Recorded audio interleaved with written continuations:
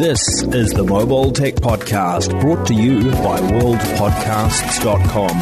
Now here's your host, Tech Girl, Miriam Joie. Brought to you by Mint Mobile. Stay tuned for a special offer at the end of the show.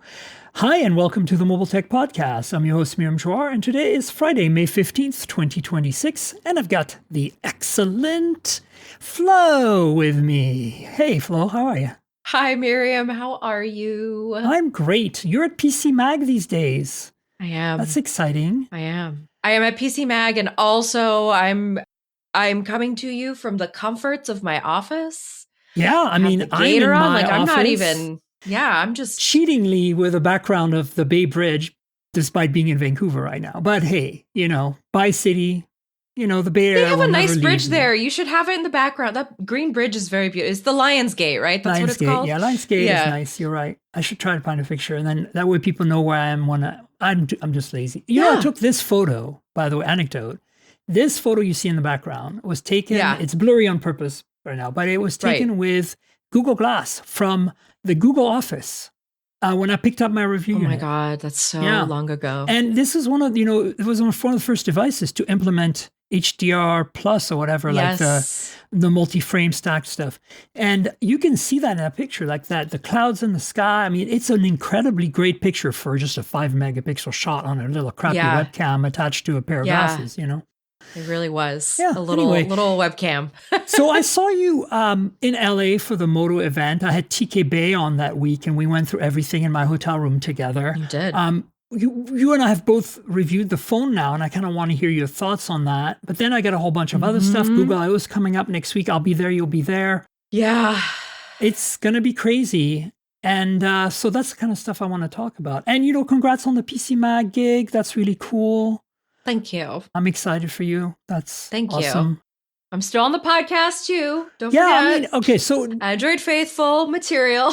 For those of you who don't know, Flo is a phenomenal podcaster of Thank you, for Miriam. eternity now. And you were the co-host of All About Android back at Twit when I was a regular guest at the time. Yeah, you were a regular guest. And I did co-host briefly as well. So, I mean, we both have a history of podcasting together in some way or another. So that's exciting too.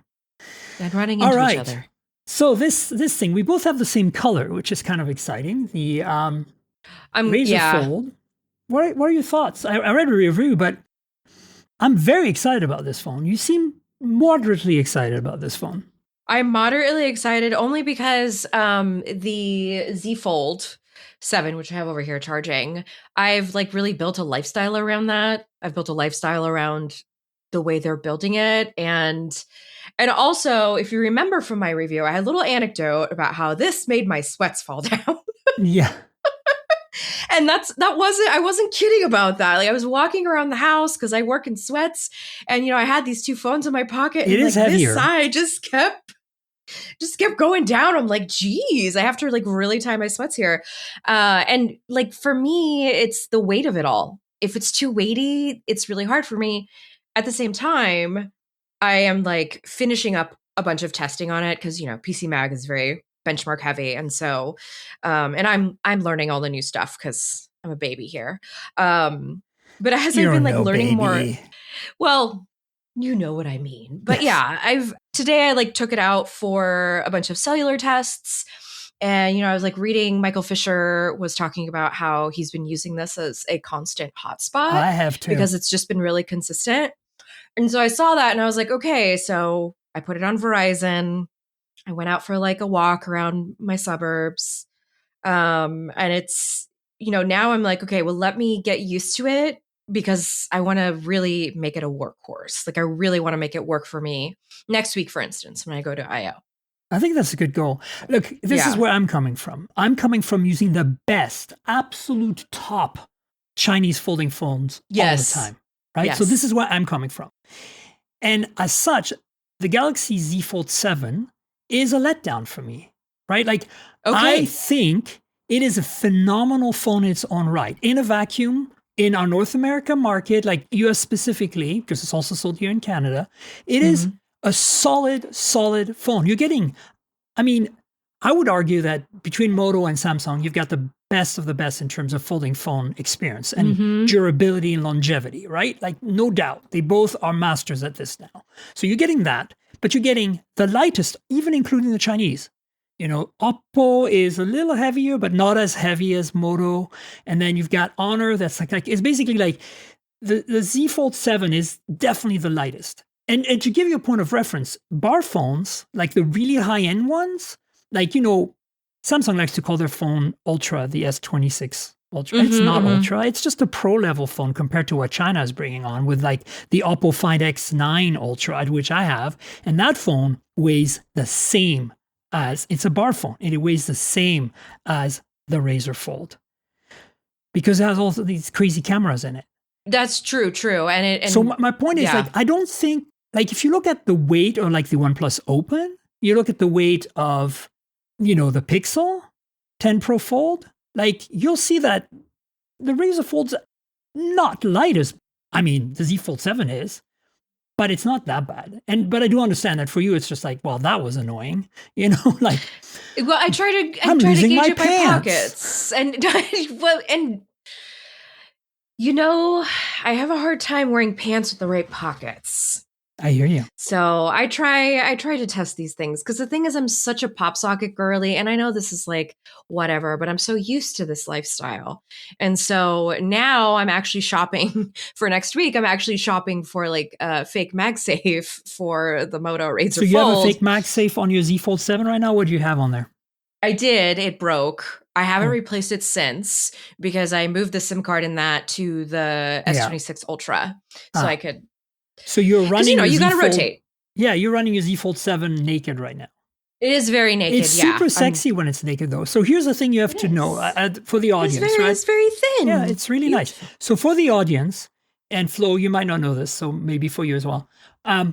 Z Fold 7 caught up with the Chinese. Yeah. The 4.2 millimeter thickness when open, 8.9 millimeter thickness when closed, which is basically the thickness of an iPhone 16 Pro Max or a Galaxy S25 Ultra, which is kind of like, you know, the previous model. That's kind of what they were aiming for, the Chinese, back in the day. And they achieved that with Honor being first with the Magic V3 2 years ago. Yep.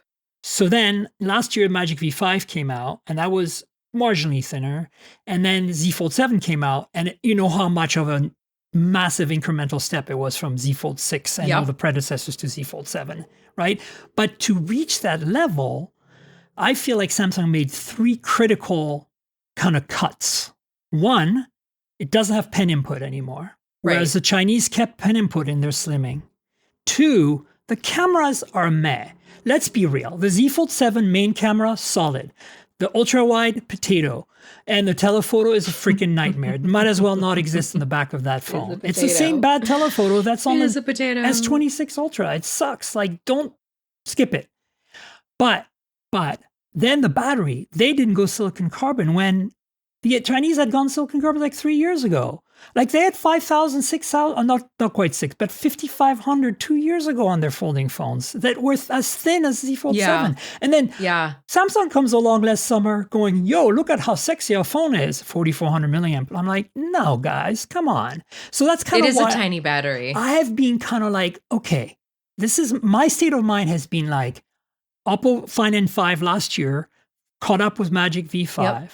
And then I have the Oppo Find N6 right now and the Magic V6. And those two, again, 4.2 millimeter pen input, incredible camera systems, 6,000 milliamp hour for the Find N6 and 6,600 for the V6. In China, there's a version with 7,050 milliamp hour of that phone. Oh, I think I heard. Yeah. You need to buy the 1 terabyte version, but it's crazy. So all this to say that that's kind of where I'm at. You know, last year I pretty much had a Pixel in my pocket and then the Oppo Find N5 in the other to be productive because the Oppo Find N5 made some camera compromise. It had like a potato ultra wide and stuff. So I was like, my Pixel is my reference for camera, for communication. And then if I want to be productive, I have a big screen, I got the Find N5. And this year I have to release Find N6. And so when this Razr Fold landed in my hand, I'm like, okay, my expectations are here. Samsung didn't meet them quite. And I'm not a pen user, but I appreciate having the option. Right? Especially at that price. So then I play with this phone, and I didn't even think it was 4.6 or 4.5 millimeter thick open, because the way it's designed, if you're watching on Patreon, folks, you'll see that the glass here is kind of rounded at the edge. So the frame is actually 4.2 millimeter, which makes it look thinner than it is, because then the glass is kind of like a meniscus, like a water drop on top. And same with the back panel. The back panel actually sticks out a little bit from the frame. Anyway, so very clever trick. And so the phone doesn't feel thicker to me. Does it feel heavier? Yes, I do notice it. But then silicon carbon battery, 6,000 milliamp hour. Camera system is, at least on paper, 350 megapixel, relatively large sensors, all the trimmings. But that's kind of like balanced out by the fact that, oh my God, we know Moto does not know how to make camera to save its life. So, that's how I went into it. But I have a lot to say about that. I went into it like that. And then, of course, pen input. And I'm like, okay, the only thing that I see that's a negative in this spec sheet is the Snapdragon 8 Gen 5. Why? Like, when you have an 8 Elite on the Razr last year, you went all the way flagship, and all of a sudden, you're giving us like the baby flagship chip. And it's not a bad chip. Like, day to day, you won't notice. But if you're playing games, you'll notice. And so then I did some benchmarks like you did, because hot hardware, we're all about numbers. You know, I'm the one that brings a lot of subjectivity to the hot hardware reviews. Yay to me.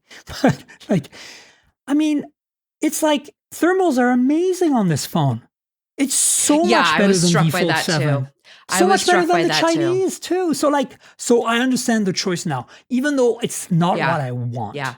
That's what I was reading about it too. So that's kind of how I went into it. Like after the event in LA, I'm like, okay, when I saw the phone in January at CES and I saw it again at MWC, I was like, I don't know, Moto. I don't know. This doesn't look like you're going to match or beat the Chinese. And I don't think you're going to match or beat even the Z Fold 7, because, you know, it's so thin and sexy in hand, and it has, you know, a better chip and all that. And so I went into it kind of feeling very meh. And then when I started using this phone 10 days ago, or whenever it was that I got it, Friday, actually, it's almost exactly 2 weeks ago, I was blown away. The cameras are blowing me away. I know you didn't have that experience, but you know, I'm a long-time mobile photography guru, and I really love my mobile photography, my cameras. This is by far the best Moto camera system ever. I mean, I will agree with you. Yes, in that terms. I think it holds up with my Pixel 10 Pro XL. It holds up with my Galaxy S26 Ultra, and with my iPhone 17 Pro Max. Does it hold up with the best Oppo, Vivo, and Xiaomi phones that I have? No. Absolutely not. But it's up there with the Fine N6 and the Magic V6 in terms of photography. Samsung did not get there.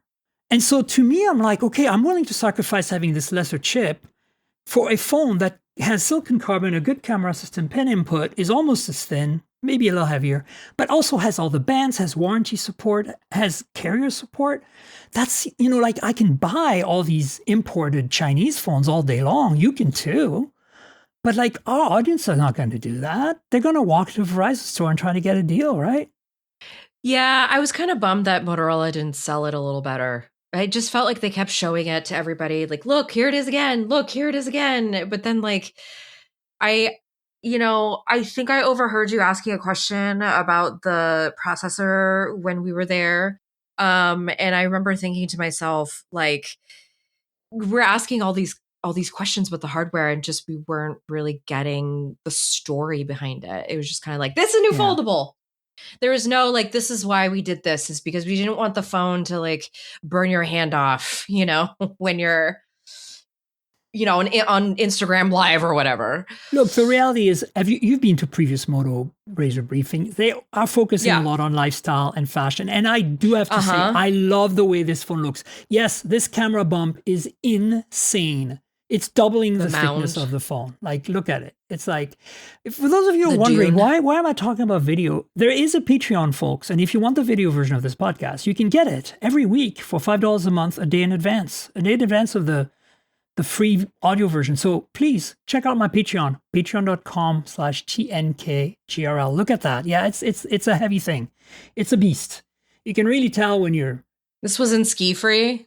The little guy, Yeah. just the Anyway, little but look, man. I don't mind the aesthetic, and I love the materials. I think it's silky back. I know you had concerns about it falling off things. Mine is very slippery. I never put it screen down, and no phone is ever screen down. Like this is where it slides. Like I will just put it and here on my wrist also, rest. you said it was wobbly, but for me, generally when it's open, I don't use it on the table. When it's closed is when it's wobbly for me. But because this is wide enough compared to like the Z Fold 7, it wobbles a little, but it's not so bad. You have to push really hard for it to wobble. I mean, like you're making me realize that a lot of the times when I use these phones, like a foldable, I'm usually in bed curled up, and like I have this all weird, like. Yeah. Because this is it's a phone you can get very cozy with, this form factor. Yeah. So, which is why the stylus is nice, because it makes the stylus to me, I don't use it. I think it's great that it has an option. I'm not sure about that cigar holder thing. You have it there? Yeah, I should have brought it out. Yeah, look at that. Yeah, it really kind of is a little cigarish, isn't it? It's a little what's his face? Groucho Marx. I think the problem is that because you can't store the stylus pen in the phone, you're not going to bring this along and forget it and leave it and lose it or whatever, right? And that's, I think, the big challenge. Yeah. I will say, though, this thing is incredibly reactive. The minute I pop this thing out, the phone is like, oh, I see, the stylus is on. I'm so ready for it. Yes. It's pretty great. And it works on the front cover, too. Yeah. So, which is kind of neat. I think it's great it's there. I think that, considering there's what I think a third party or maybe Moto needs to make a case that has storage for it. Because Oppo on the Find N6 has a special case for storing the pen.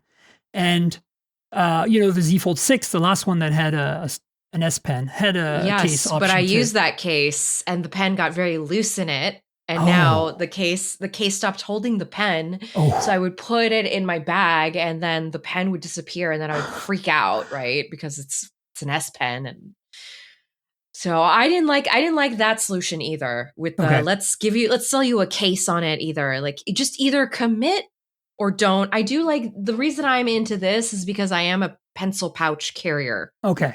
So like when you find me at the next tech event, I will have my pen pouch with me. I'll have like my scissors, my styli, and my pens. Yes, I'm going to throw that in there. That's awesome.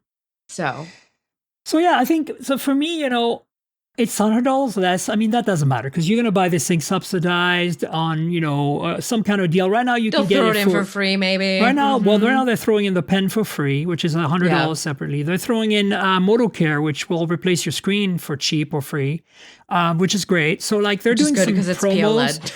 Yeah, and here's the thing, right? Like, it's IP4948. That's pretty solid. Like, there's some. I think it's well made. I have not, obviously they didn't send cases and I've been using this as my main phone here in Canada with my Canadian SIM for the entire review period. And I bumped it around a few times and I have very few marks of any kind of damage. So it's been pretty great, and the displays are nice and bright, I'm in pretty much direct sunlight right now facing a window here. Oh, I mean, it's trying to hit that 6,000. Yeah, I mean, because look at you've it. got the sun. Yeah. And the crease is there. It's definitely less than Samsung, which is it's more than the Chinese, but less than Samsung. I mean, the Oppo Find N6 has virtually eliminated the crease. So I'm coming from the Oppo and it has no crease. So, but honestly, I feel like they've done a really good job overall. I mean, for the money, like, yes, it was going to be expensive. I honestly don't care that if it was the same price as Z Fold, what do you expect? You don't pay full prices for these things. That is why it's a good thing this phone exists in the US, is because you're going to buy through a carrier or something. Oh, Verizon's totally going to try and give it to you like for free. And so at that point, like, you're going to say, well, I have the Z Fold 7 I can get through a carrier. Well, but I'm just gave you all the drawbacks of the Z Fold 7. Why would I wouldn't buy a Z Fold 7 right now, though, because the new one is coming out in like pretty much 2 months. Yeah, the way I see it. And there'll be a wide version available as well. So exactly. And then everybody will buy an iPhone anyway at that point. We'll talk about folding iPhones in a minute. Yeah, I'm going to. But look, I think this is a hit for Moto. I think that objectively, $100 less, yes, you get a lesser chip, and that's it. You make no compromises. It's better than the Fold 7 in every way, other than weight, and that's it. Like, yeah, the software is solid. I didn't have any bugs. The camera, I was really blown away by the camera, especially the telephoto in low light. Here, I'll show you guys. For those of you on Patreon, because, I'm so impressed with this camera. I went to a drag show, and I took some photos 10x of moving subjects on stage. And I'm like, this is incredible stuff. Here, I'll show you on the big screen. Look at this, 10x. All right. Well, maybe I need to take it out a little. I need to play with it a little more. I'm definitely going to try it like at I.O. She's pretty damn gorgeous. And this is an action shot from a distance at 10x in low light. Yeah. I was like, when I took this entire set of drag show pictures, I was like, you've got to be kidding me. I'm not even sure I can get this for my Fine N6, in fact. Like, I have not taken my Fine N6 to drag show. I need to remedy this. Clearly, this is like a big omission. I on do. my part. But look, I need seriously. to update my night shot test because I'm still testing it on like a landscape because in my mind, that's what I'd be taking pictures of the sky because that's what I do. I take pictures of the moon. Well, this is the thing I do. So moon shots are pretty solid. I didn't take one, but the new moon is not until tomorrow. Somebody so one of the journalists shared a picture with me. I can't remember who it was now. And I was like, wow. So it does moon photos just fine. So point at the moon, 10x, do a photo. You'll put see. it in the tempo mode. So try a little more in the tripod mode. I think like take a picture of a person in low light. Action mode helps if they're moving a lot. This was action 10x that I showed you. Basically up to 30x, this phone is solid, especially if you do anything over 10x, I suggest it be not moving and it possibly be a landscape of some kind because then the AI can do the reconstruction of the landscape because it recognizes the trees and the ocean and because that's what it is, right? This is the zoom on this, like all the Oppo Find modern phones, like all the Honor phones, like the Pixel does since the 10 Pro. And like this, the first phone to do this was the OnePlus 13 and then the OnePlus 15. Yeah, they reconstruct the image from the information they see when you get past about 20x, 30x. Or That's so. right. So you're not actually getting the real image. You're getting AI's interpretation. So it works well on buildings, on cars, on trees, on animals, because the usual things it's been trained with those. But if you give it something weird like the drag queens, it probably hasn't been trained on drag queens, sadly. But what I'm trying to say is that sadly. 20x, 30x, you should try that. Because that's when you see like, okay, they've really nailed this. And the ultra wide, it's fine. I mean, it's way better than the ultra wide on Z Fold 7. As I said, these cameras to me are a little, as you said, punchy. Like colors are a little, but that's a taste thing. And you have color modes. You can actually set that. There is. I know, and the problem was that I had set it to vivid. And, don't do that. I mentioned that in the review. I was like, listen, the point is that the AI, the little thingy that they have on by default, is very aggressive. It's very aggressive, and every time I try to tone it down to natural, I pop in there and it's vivid again. So I'm like, ah. Oh, that's strange. So I'm still learning my way around too, because with Moto, I never think of them as a photography phone. Yeah, well, this has changed. By the way, the Moto Signature, which is their candy bar sold in Europe, which is a flagship candy bar, has the exact same camera system. And from all reports right now, performs just as well. Okay. Right, so they didn't just develop this camera system for one phone. And by the way, the Signature works with the Moto Pen Ultra, the cigar-shaped thing that you had in your hand earlier. So I do appreciate that Moto actually did a twofer with these accessories and this camera system. Yeah. Look, I'm not a super gung-ho Moto person. I've appreciated the Razrs. I think they're the best flip folding phones out there right now. I think they're better than the Samsung Galaxy Flips. But there's always been that camera problem with every single one of them. And then I finally get this thing in my hands and I'm like, I could make this my main phone. I'm a Pixel user and I could make this my main phone. The reason I can't make the Oppo and the Honor my main phones is because, the software on the Oppo is incredibly great. It's like OnePlus's Oxygen OS, basically.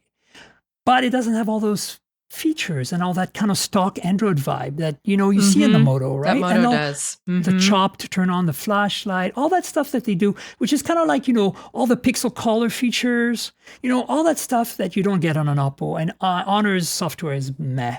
So, yeah, I don't know. I'm actually going to see if this stays in my pocket and maybe replaces the Fine N6 for a while. I'm not moving on from it. It's going to be with me for a little while. I'm going to use it definitely into the sprint of this summer.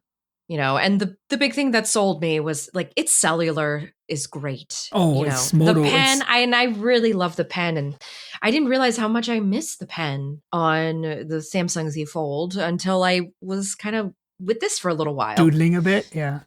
Mm-hmm. Well, not even just doodling, because I play like farming games, and like they're all meticulous, and I like to point at stuff. It's for me, the killer moment was yesterday morning. I had to sign a document real quick, and it was urgent. Yes, and I happened to have the pen with me, and I was at a coffee shop, and it made it a breeze. I mean, I could have used my finger on the big screen, right? But having a PDF up and just using the pencil. I mean, it's so much better to sign with that. So, and I know the Samsung folks out there, a lot of you went to the Z Fold series from the Note or the S Ultra candy bar phones, and you immediately missed the S Pen on the Z Fold 7. Well, it's back, but it's just not a Samsung phone. But as Michael said in his review, Michael Fisher, Mr. Mobile, and as you said in your review, and as Allison said in her review at The Verge, the big elephant in the room here, as much as I like this phone right now in the moment, is what is Samsung doing next, right? Rumors so far is that they're not going to improve the camera as much, and that is going to still make this phone a better phone. Because if they don't get a better telephoto, they need a better telephoto. I can even live with the Potato Ultra Wide. But telephoto, man. And then the other thing is it needs pen input. Absolutely, the Z Fold 8 needs pen input.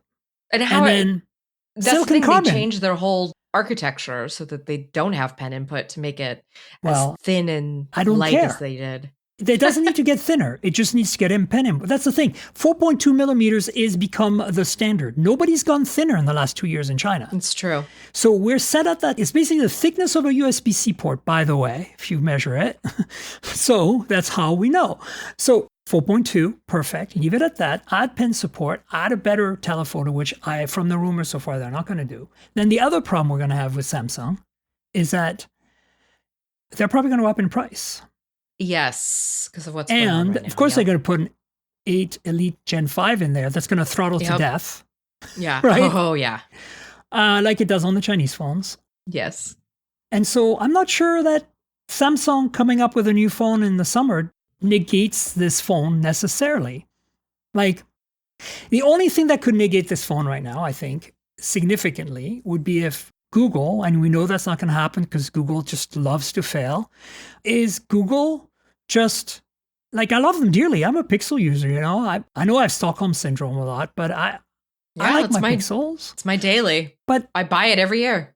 You know that the Pixel 11 Pro Fold is not going to be as good as this. No way. I have still the not really tensor chip alone is not going to be good. I haven't fallen in love with the folds, Pixel folds in particular. I didn't really like the first gen one, and that turned me off to it completely. I'm also just like not into the book style, the actual I think it's the 16:9 ratio. I actually prefer the square ratio of the Z Fold. But see, that's why it's all subjective, because everybody has their own. So the Pixel 9 Pro Fold and Pixel 10 Pro Fold are the same form factor as this. They're no longer passport shaped. Right. But and they have MagSafe on the new one, the 10 Pro Fold. So MagSafe is missing here, and that's a bit of a bummer. But at the same time, none of the Chinese phones have MagSafe. Z Fold 7 doesn't have MagSafe. And you can buy a spoofed MagSafe from Amazon. Yeah, you can stick a ring on the back. You won't get the charging speeds. The charging speeds won't be. Yeah, and that's another thing. This phone has 80-watt wired charging and 50-watt wireless charging with the right charger. Of course, you have to buy the right charger, but because it's PPS. But I've noticed that with PPS chargers, like a MacBook charger or whatever, it doesn't quite give you that 80-watt. Or if it does, it's for a very brief amount of time. But, again, will Samsung finally put a silicon carbon battery in the Z Fold 8? Because if they don't, let's talk about how much of a battery champ this thing is. It's insane. Oh my God. I can't kill it. I'm used to silicon carbon batteries. I've had them on all my folding phones from Oppo and Honor for years. And of course, on all my flagships, like from OnePlus and stuff. I'm used to 2-day battery life on a phone. But this is even better than some of the Chinese phones that are folding phones, because it's a lesser chip. Because it's optimized. The software is a little more optimized. Fisher wasn't joking when he said he's run the hotspot all day long, because when I'm in Canada here, I can't roam forever on T-Mobile. Otherwise, they ding me because, if I roam too much, even though I have a roaming plan. So I just turn off data and roaming on my Pixel, and I tether this phone. I turn this phone, and I get Wi-Fi calling on the Pixel, so I can make phone calls and text messages and everything from my US number. And so I have this phone pretty much as soon as I leave the house, I put this on hotspot. And like yesterday, I went to Web Summit. It was the last day of Web Summit Vancouver, and all day I'm in this, basically this conference, and I'm like tethering several phones off of this thing. Like it didn't even budge. And I started the day at 100. I left the day at 60 at like 6 p.m. Yes, I've been having the same experience with it. Like I was just playing Coachella YouTube videos, like just going through because, I like to sample the product, the Coachella content, I mean. So that's why I just let it play in the background. And it just wasn't dying. It's amazing. Just wasn't dying. So I think there's a lot of good things. We should say kudos to Moto for making a really great book-style folding phone. And to be frank, the Razrs themselves are pretty great too, but they've really been very iterative this year. It's basically minor camera They're very tweaks much about they're very much about like a certain kind of user for that. Battery life tweaks. You were saying. Yeah. And I appreciate that because Moto is owning this hard and they're doing a great job with it. Like, so I can't be mad, Yeah. So that's basically my thoughts and I guess your thoughts on I'll link to your review, of course, and put it in the show notes. Yeah. And folks, I'm going to be with this phone for a while. Thank you so much. I'm hoping to find You're going to do more content, you think, with it? Yeah, I mean, the nice thing about, this new gig is there's a lot of emphasis on kind of like long testing this stuff and really seeing how it wears out. And so I'm looking forward to seeing how this really performs with my work, especially because we're entering the summer busy season. Indeed. Mm-hmm. All right, let's talk about another quick Moto thing. Moto launched another phone while they launched the Razrs, and that was the Moto Edge 70 Pro. And that phone is kind of like a mid-ranger, but it's got pretty decent specs, it's pretty solid.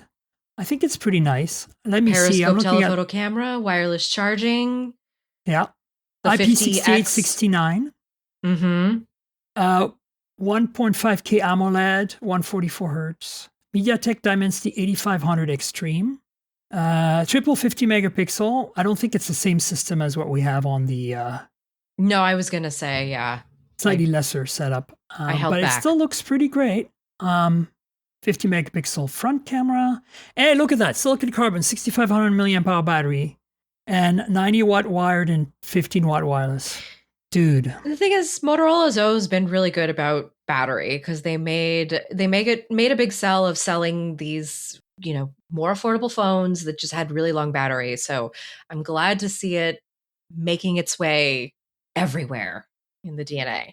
Yeah, me too. It's good. Yeah. All right, let's talk Google a bit. There's a bunch of leaks and rumors. There's a Google I.O. coming next week. You'll be there. I'll be there. There is the Googlebooks announcement. There's the Fitbit Air, which I think you're wearing. I don't have mine yet. Mm-hmm. There you go. So what are your thoughts? First of all, you wrote an article about what to expect at I.O. Can you give us a quick lowdown? Yes, the quick lowdown is obviously Gemini is going to, they save all of that now for the big keynote because that's what the investors are really watching. And then I do believe that this is the year that we're like going not only full agentic, but they're going like proactive. So all the stuff that they were talking about the last couple of years about Google or Gemini, proactively putting a calendar entry for you somewhere, like just based on some email you got before you even read it, like that idea is supposed to come to fruition with this generation. Yeah. Interesting, because I feel like, we've seen some of this stuff in the past. Like, in a way, I'm glad they're taking their time and it's iterative and incremental. But at the same time, I'm like, you've been showing us kind of the same use cases, it feels like, for years now. Like, I don't know.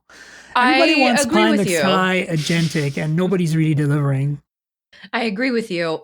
I think that this is all just this is the big fanfare for all this money that they're putting into AI, all this manpower and computer power.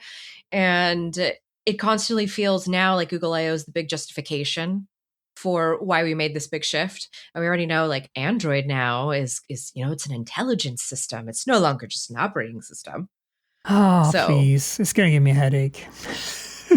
It's hard being like, I've been an Android user for such a long time. And so I'm seeing this changing of the guard, and it's a little tough for me. But I'm hoping that at least that like, okay, so we have the Gemini stuff, sure, but I'm hoping that at least like Android XR and then whatever we're supposed to hear from Aluminium OS, like I'm hoping that kind of like wets my nerd whistle, Yeah, I think we're going to see something from X-Rail on the Google XR, VR, whatever stuff. And then, of course, they've announced the Google Books, not to be confused with Google Books. Or Google Play Books. Google does not know how to market things. And I was confused.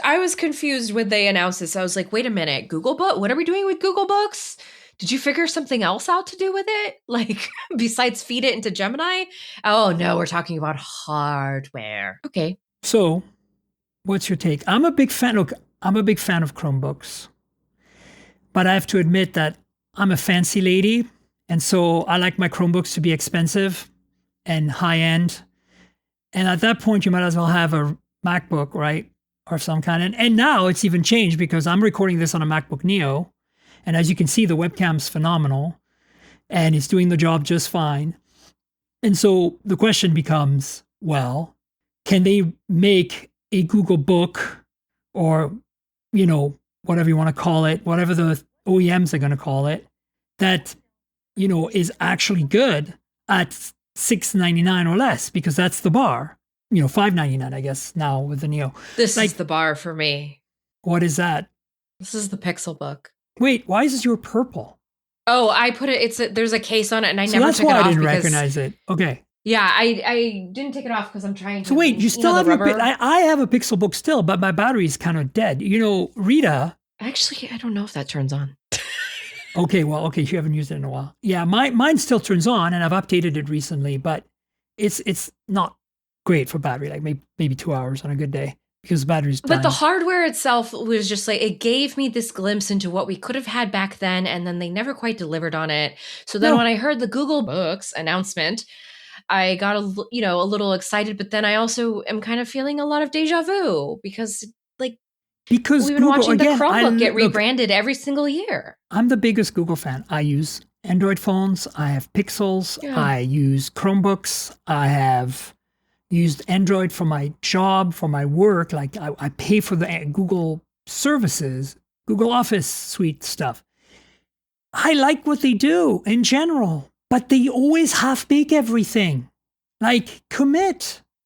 And so when I see Google Books and Aluminium OS, I'm like, I believe that. And Rita and I talked about this 2 months ago on one of the podcasts when Aluminium was announced. And we were both very trepidatious because we're like, okay, Chrome OS is super awesome right now, the way it is. Like, if you're willing to accept that it's not a MacBook Neo in terms of price and capability, because a MacBook Neo can do some pretty heavy lifting. The Lenovo Chromebook is doing perfectly fine. Yeah, the Chromebook Plus, I have it, right? It's nice and premium. My point is, Chromebooks are good for what their intended purpose is. And if you get a nice one, it's a really good experience. But what are they going to mess up with Google Books?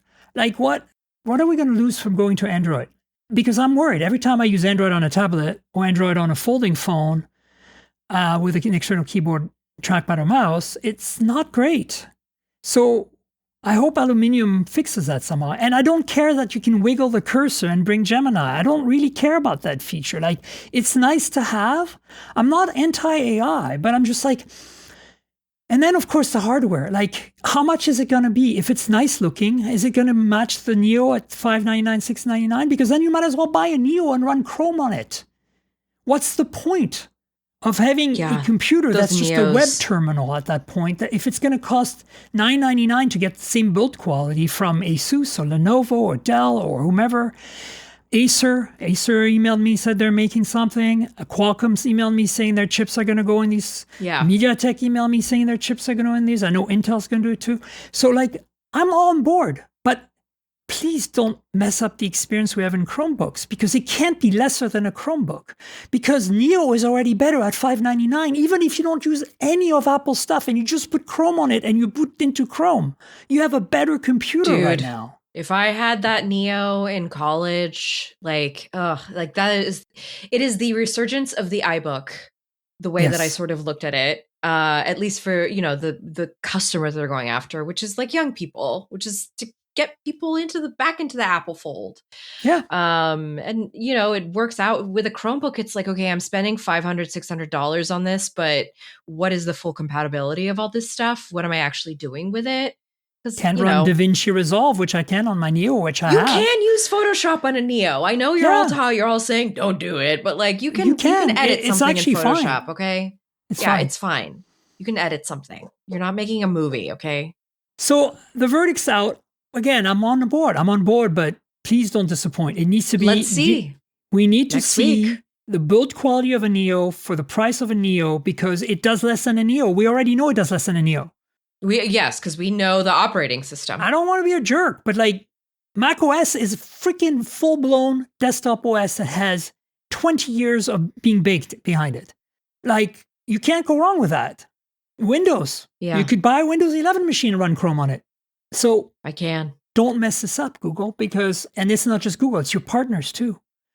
So I don't know. I wonder what those conversations were like. Hey, so we're reviving our laptop, we're just reviving the laptop. We're deciding that we're going to make it more Android-y. Because the way I see it is this is supposed to be all the polished stuff that we kind of have on Chrome OS. So, the thing like the app continuity, the ability to like jump into the app. I'm okay with that. Laptop.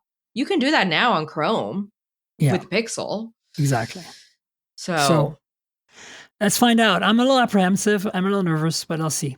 Fitbit Air. So what's it like? You've been using it. Mine is sitting in San Francisco when I get there next week. I have no idea. I've just been wearing it, to be honest with you. But the thing is, I'm wearing it at the same time as my Pixel Watch 4 because I'm trying to figure out if I can use both of these at the same time and supposedly only have the lighter one for sleep. Yes. Can you show it to us a little bit? Yes. I opted for the leather band, whatever this is, leather that they were sending. And then I don't know if you remember this dual tone band. This is from the first generation Pixel Watch. Nice. And I kept it because this band was expensive. It was like $80. But I had bought it with some like store credit that I had. Anyway, I kept it. And I like things to match a little bit. They're not the same blue, but that's why we've got this going on right now. Also because I wanted matching textures so it wouldn't bother me. Yeah. Having like, so far, it's okay, but it keeps getting caught. Like I am getting caught on things with this thing. So because I expect it to be a little bit less headroom than my watch. But it's actually quite a bit of headroom. But it's actually kind of sticks up a little bit and also it's leather, so it's very flexible. So like, if I'm going under a table, it's like me wearing a giant ring and it gets caught. And so I'm trying not to have that, and I'm also trying to figure out this new, because they're having us use the new Fitbit in beta and they've been updating it a lot. I've been using the public preview for the last 6 months. It's has not been my favorite. No. I keep having to go back into the old mode to put in all the stuff I'm actually trying to track. So it's like, so it's an interesting experience. But I am kind of hoping for, so are you familiar with the Visible band that I've heard of it. I've never used it. So I'm not trying to turn this into a sad moment, but my husband is dealing with chronic fatigue right now. And he bought the Visible band and it's giving him all of this like really robust data on his heart rate variability and just like all this other stuff that he needs to kind of deal with like chronic fatigue and POTS. Like that's the stuff that he's watching out for. Right. So apparently there's a lot of chatter because folks have been wanting this from Fitbit. So there's a lot of chatter in the chronic fatigue forums because everybody's talking about what devices to use. And they've been really looking forward to this one because supposedly it's going to give some of that same data. This has a couple more sensors than the last Fitbits do. So that's kind of what I'm curious to see, eventually when I have a verdict on this thing, has Fitbit graduated? Because I needed to graduate a little bit. I still feel like it's the same Fitbit from our early days. Yeah, I agree with you. Yeah. I mean, the fact that they're integrating into Google Health or whatever it's called, not making it a separate app is going to help. Fitbit doesn't even come up anymore. I was typing it in the app launcher and it wasn't coming up. And I'm like, oh, that's right. It's Google Health now. So that's what I have to type in. And the other thing is, what I don't understand is Google Fit still exists. Exactly. And it's supposed to be like the connector, but then we have the Health Connect API. And so there's all these little bits that are still kind of scattered. It's very messy. And you can install Google Fit on your Android Wear Watch or Wear OS watch, which then complicates things because each watch has its own stuff.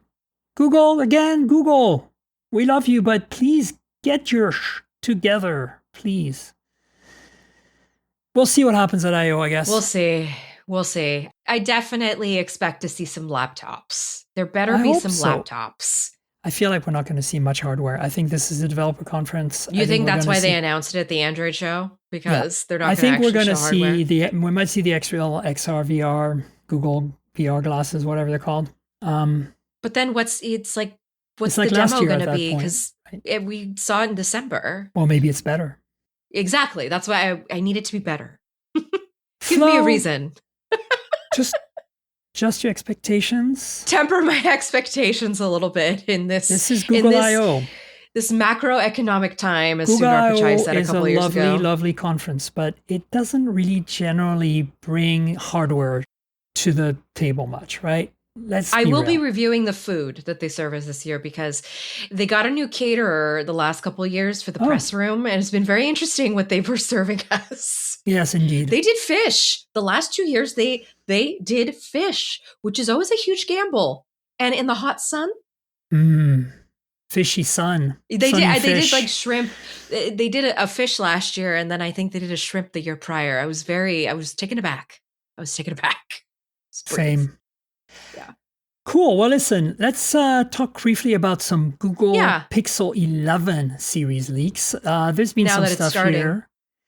Yeah. And so we have an idea of what the Tensor G6 is going to look like. And we have an idea of what the screen size. Basically, it looks like all the specs have leaked. What are your thoughts? I mean, it looks like an incremental update. I think that, again, I'm trying to temper expectations, but I'm hoping that, Tensor G6 cranks it up a notch a bit. It'd be nice. What are your thoughts? See about that. This is so weird too because they put the Tensor G4 in the 10A, and I know that was like to keep the cost down because of all the stuff that's going on. But I'm also just kind of like, I don't know, don't update it. Like, show me what you could do by just boosting the last one a little bit more. Because, I mean, I guess this one's it's a 2 nanometer?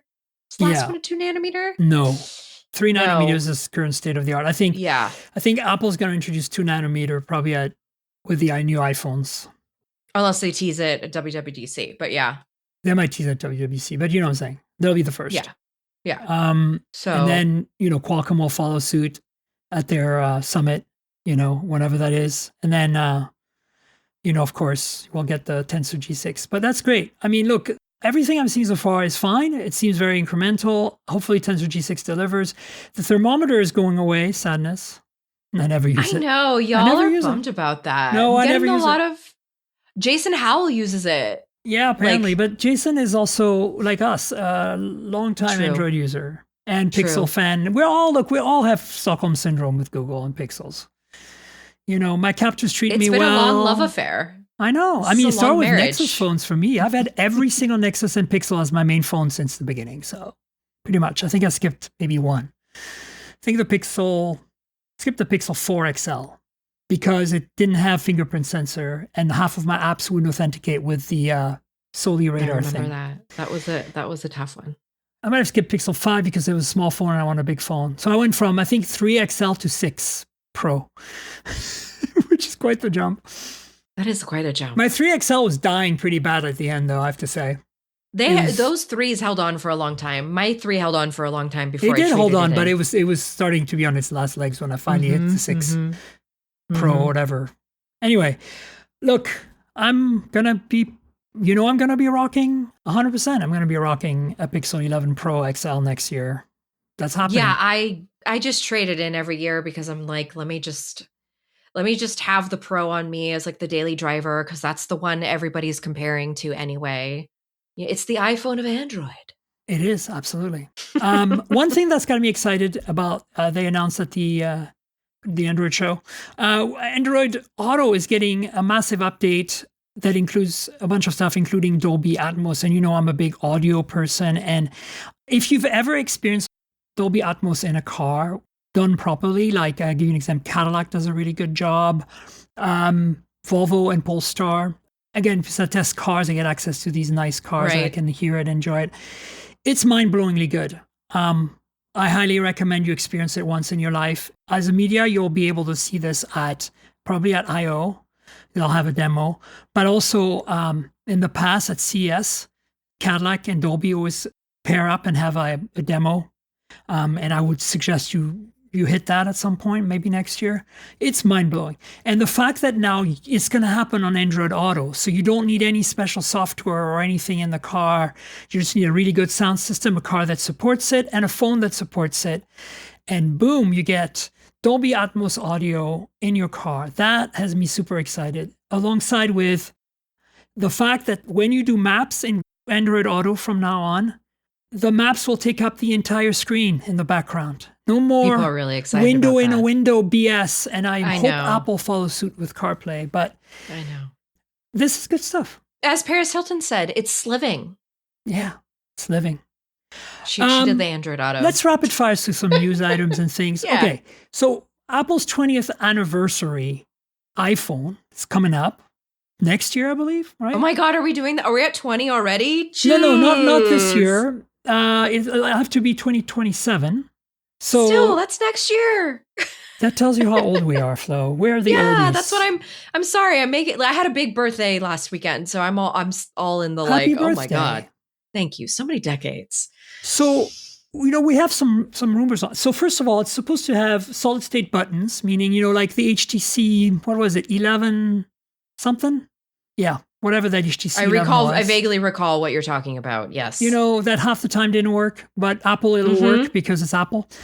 Yeah. and then it's supposed to basically feel like you're holding a piece of glass, meaning that there might not be any frame at all almost. Like, we're not talking about waterfall displays or anything like that. None of that. But, like the 2.5D glass that some phones have done, where the glass kind of seamlessly, it's flat screen underneath, but it seamlessly falls, the glass, not the screen, into the rail, into the frame. Supposedly, the whole thing is glass like that. Like, it's going to feel like a slab of glass. And they want to basically liquid glass the hardware, which could go very, very wrong. If you don't like phones that slip off of things by themselves, Flo, which I know you're a big fan of phones not slipping by themselves. I'll put a case on it. Yeah, but everybody will. That's the irony of it all. Yes. So we have this announcement, this leak coming out that this is going to be a very, very special device and very expensive. And it's going to have a dual layer OLED. So, like they did on the iPads, meaning super bright. Tandem OLED, ceramic shield. I don't know. Oh, it supposedly maybe won't have a physical earpiece like some of the Huawei and LG phones in the past, where it vibrates the glass and in the area where the earpiece is, and then you hear the. Yeah, oh my gosh, I totally missed that. I totally missed that. You never saw that? The LG G5 had that, and then I think the G5. Was it the G5? Oh my God, that was so... LG G8. The G8 had that? Yeah, and then Pixel 5. Pixel 5 had that too. So there's no slit with a speaker behind it. It's like the speaker is basically activating the glass and using the glass as a membrane. Huawei did it too, and it was mixed bag. Most of the problem with them is they sound great. As soon as you put them on your ear, you hear something, but they're quieter. So that can be a problem if you're in a loud environment. So maybe Apple has fixed that. We'll see. But I'm more interested in talking about that article you wrote about, and I 100% agree with you about, which is Apple doesn't want to do a book-style folding phone. Apple wants to do a flip-style folding phone. That's what everybody wants, right? Are we on board? I agree, especially with all this stuff that Motorola was doing about like, look how stylish this is. And like, I know you're trying to make it happen, but the young folks are all really about going back into the past for many good reasons. It's kind of like, it's this big movement because people are trying to log off a little bit more. But in that, they've been finding a lot of love in like the vintage, nostalgic, tech of yore. And so like, what an opportunity. Why didn't Apple think, oh my God, we should just revive all the color and fun and joy that we have? I mean, I think, look, the reality is this. If you open it up, it should act like a normal iPhone. That's easy to do. Yeah. If you close it, put an Apple Watch on the front display, basically. Like, translate that software cute. over. A little Snoopy. No, but like a bigger size version of that. Like the same kind of widgets and stuff. Like, start with that and do a decent job. Make it thin, make it sexy, make the cameras good, make the performance good, make it an Apple product, charge a little more for it. Done. Like, it's such a missed opportunity. Everyone that's an iPhone user that sees the Razr Fold or a Z Flip of some kind from Samsung tells me, oh my God, I want it so bad. But I'll never switch because I'm an iPhone user. To me, that screams revenue loss by Apple. Like, I'm sorry, like, hello. Now, I'm not against them making a book-style folding phone. That's what I prefer myself. I wasn't always like that. It took me a while it was the OnePlus Open that got me switched over because the Z Folds. I loved the OnePlus Open. Until the Z Fold 7, none of the Z Folds did it for me. Because that tall, narrow, same. No. But then, OnePlus Open and also OnePlus Open was also known as the Oppo Find N3, right? It's the same phone. So, finally the Chinese did it right and they came here and it's kind of sad to think that, they didn't make another one. Speaking of, as much as we want an Apple flip phone, I doubt it's going to happen, at least for now. Eventually, let's see how the Apple book style does, right? It's probably is going to be really expensive. Different audience, but yeah. It's also a different audience, yeah. So the other thing is that OnePlus, speaking of OnePlus, they launched the A6 Ultra in China, and that is a gaming phone from them, which is kind of crazy because it does look a lot like a OnePlus 15R, and it has a MediaTek Dimensity 9500 in it. But it's got this dock, basically, that's like a case dock, like a gaming pad case dock. Am I seeing that right? That's basically what I understand. I don't know if it's optional, but yes, it's a case with it has grips on left it and right triggers on the and back, trigger shoulders. Yeah. So it's not like one of those clamp things. Like it is a case. It just pops in there. And it has a cooler in it to basically cool down the phone. So we're not going to get this phone, but this is just to point out that yes, we can lament the OnePlus Open all we want, but OnePlus still making phones out there. I really like the way the back side looks on this, cool, by the way. Yeah. I like that OnePlus is still doing stuff with the backside. I'm getting so tired of everybody's backside. I agree. Well, Moto Fold did something good there, Moto Razr Fold. Especially if you have I do like the back, yeah. But I think if you want a texture, you can get that black and blue one, right? Mm-hmm. That has kind of like a woven pattern on it or something. Mm-hmm. Mm-hmm. I do like the white one though. It's chic. Why is China getting all the cool stuff? Because they're willing to spend the money, but we're not. We're all lemmings. And they're not wed to Samsung or Apple or like us, Stockholm Syndrome, Google Pixel. No. Okay, a couple of things. Galaxy S27 Ultra camera rumors. That's a couple of weeks old now, but I thought it was interesting that it's going to drop. Remember how I complained earlier in the show about the useless 10 megapixel 3x telephoto that might as well just jump directly to the 5x 50 megapixel on the Ultra? Well, it looks like they're dropping the 10 megapixel useless 3x telephoto. So hooray to that. Because I'm pretty sure that 200 megapixel sensor can easily reach to 4 or 5x pretty comfortably. So I think this is good, but more importantly, no more wobble. Look at this camera pod in the renders. It looks like a Pixel. So yeah, the rumors is that the entire design language for Samsung is going to shift over next year with the S27 series. Not not starting with the So Z Fold Android's 8. just going to have a bar on the back? That's what we're going to do now? Because like Android's a bar. The only way they can put MagSafe on their phones is to do that. Right now, the big problem is it interferes with accessories. Not putting the magnets, but actually putting a wallet or something in the back. Yeah. So that's one thing. And then, let's face it. How do you kneecap Pixel? The small competitor that's starting to be a little loud in the corner there. By making a phone that looks like theirs, and then people will associate that with Samsung from then on. Wow, so Samsung now is going to have to compete with the iPhone and the Pixel.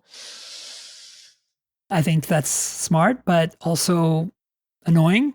I don't know. Mm-hmm. I have mixed feelings. I meant to say that as kind of more of an annoyance. No, great, I know. Now, yeah. I got it. Okay, Sony Xperia 1 Mark 8 looks like a Sony phone. I forget. Well, actually, the design is phones. very different. But this is abroad. Okay, let's hold your horses. Not coming to the US. But the reality is that the design is slightly different. The camera pod on the back is very unique. Kind of reminds me of some of the OnePlus phones. Like I want to say the OnePlus 10T, something like that. Remember, they went through a square pod that stuck out on one side with kind of an angled thing. That's kind of the more brutalist, angular version of that is Sony. And, still has no cutouts in the screen because it has this tiny bezel top and bottom with the camera in it and the speakers in it. It has a headphone jack, has micro SD. Camera specs are solid. All the specs are solid, does everything. Wireless charging. The battery isn't particularly big, 8 Elite Gen 5. The problem with Sony is it's super expensive. The software is going to be meh. And the cameras are going to be meh. Well, they're going to be okay, but not to the level of what we're used to.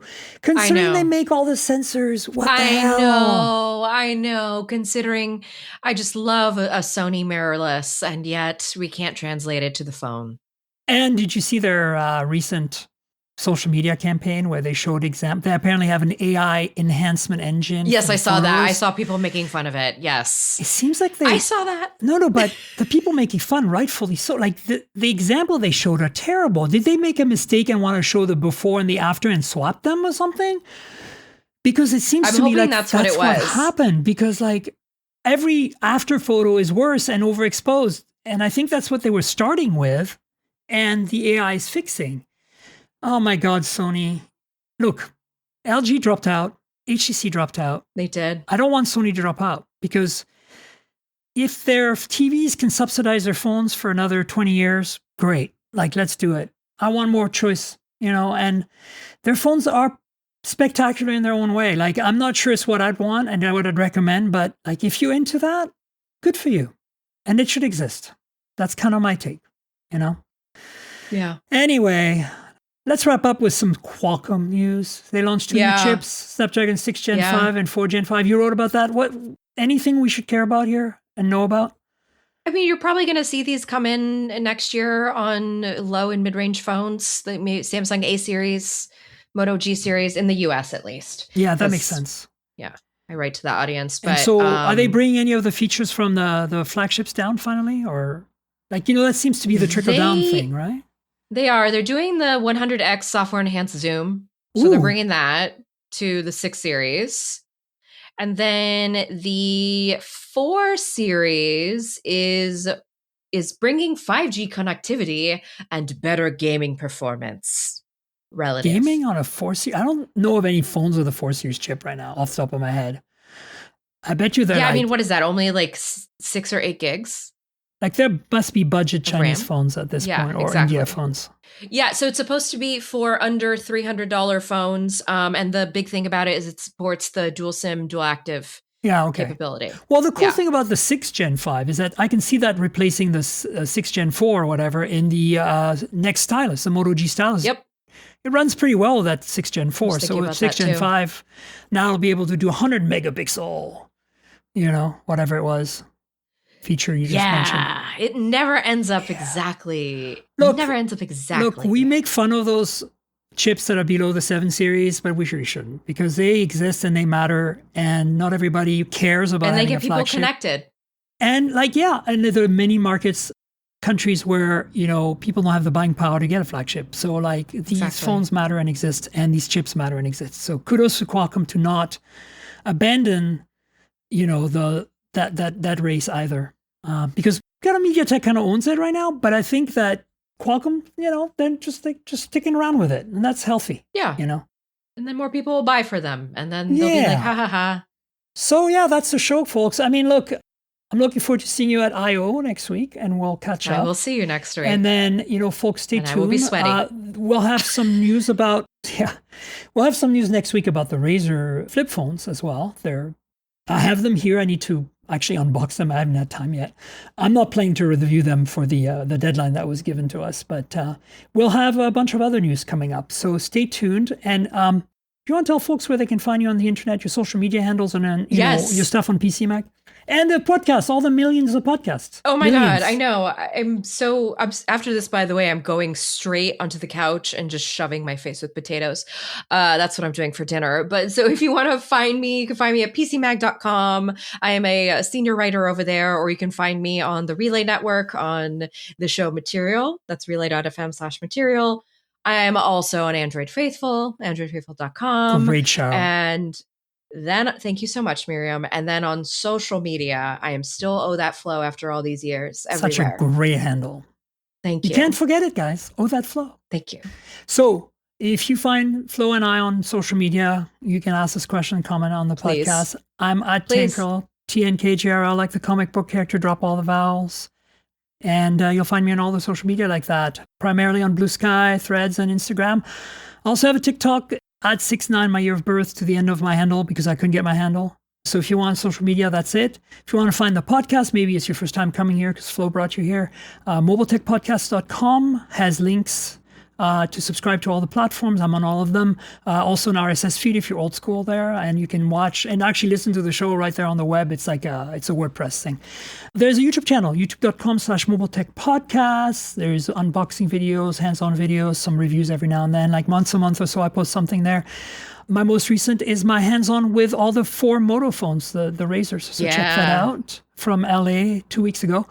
And you know how YouTube works. Like, subscribe, tell your friends, click the bell, comment, all that good stuff. There's a Patreon, I mentioned it. If you want to see a video version of the podcast, you can have it every week for $5 a month, and you get it a day in advance. I publish on Sundays for the audio version, so generally later on Saturdays, before I go to bed, you get the video version.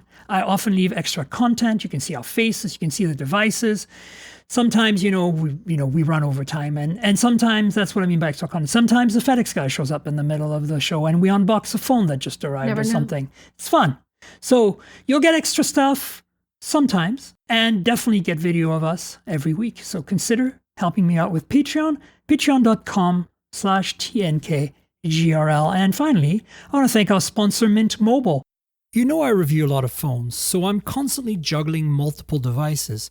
While that's fun, it also means I'm spending a lot of money for wireless service on multiple SIMs. Thankfully, there's Mint Mobile, and that's who I'm teaming up with for today's podcast. If you want to save money on your wireless service, switch to Mint Mobile. You've probably seen the Mint Mobile ads featuring Ryan Reynolds, but let me quickly tell you how fantastic their service is, especially for tech-savvy early adopters like us. Mint Mobile offers premium wireless for as low as $15 a month, and you don't have to sacrifice any coverage, speed, or data. They're built on the nation's largest 5G network. They keep costs low because they sell direct to you online. They cut out the retail stores and salespeople. Why should you pay more than you have to for access to the same network? In my experience testing phones, Mint Mobile delivers the same data speeds and call quality as the big three for a fraction of the cost. Switching to Mint is super easy. Thanks to their eSIMs, you can sign up and activate immediately right on your phone from the comfort of your home. No more standing around waiting in line at a big wireless store. You can keep your current devices and phone number and easily switch services. And if your phone isn't eSIM compatible, Mint will ship you a new SIM card free of charge. The whole process only takes 15 minutes, and if you get stuck, Mint has a great customer service team to get you through it. All Mint Mobile plans include unlimited nationwide talk and text, plus lightning-fast 5G and free mobile hotspot. Mint will show you how much data you use each month and recommend plans that save you money. Mint also offers a modern family plan that lets you set up a super affordable family plan with as little as 2 lines. Use my link, mintmobile.com/mobiletech to get premium wireless starting at $15 a month. Stop paying more than you need on your wireless bill and start saving big with Mint Mobile. And Flo, thanks so much for being my guest yet again. Appreciate you. Thank you for asking me to be here. Thank you so much, Miriam. Love to spend a Friday with you. Oh, great. Well, we'll do it again soon then. Folks, stay tuned. We'll have another show next week. And until then, cheers, everybody. This has been the Mobile Tech Podcast with Tank Girl, proudly presented by worldpodcasts.com. You can visit us online at mobiletechpodcast.com.